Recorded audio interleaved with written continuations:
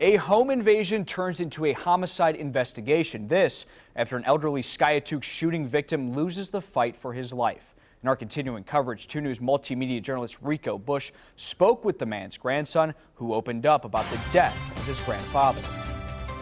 Well, Max, 83-year-old Ken Cooper's grandson, Brandon James, says his grandfather was a great man who never had any enemies. He tells us he was always there to help anyone, no matter what. 911, what's your emergency?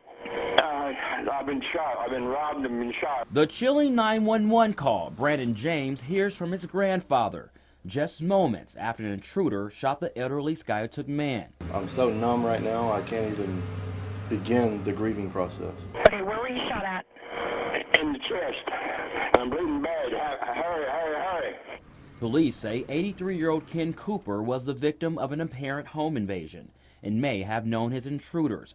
Authorities rushed Cooper to the hospital for surgery, and doctors initially thought he would recover from his injuries, but he did not. There's no way of knowing who did it or why you would want to do something to a perfectly harmless 83-year-old man. Brandon says his grandfather was a great man who loved everyone. Real friendly guy, wouldn't ever really tell you no, wouldn't really ask you why. He was always there to help anybody, and no matter what. He also says everyone loved him. He knows a lot of people, and he knows a lot of friends and just people on first name basis, but he's always been a nice guy to anybody.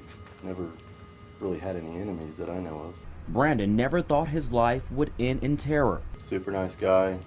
Like I said, he's always been a family man and just very generous.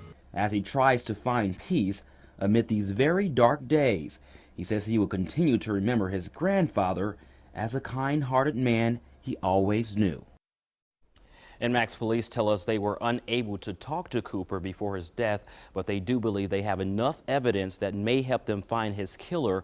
Right now, detectives say they do have 2 persons of interest and will release more information about the case tomorrow. The family is also offering a $10,000 reward to help find the killer. Rico, thanks. Brandon tells us family and friends will gather tomorrow to make funeral arrangements.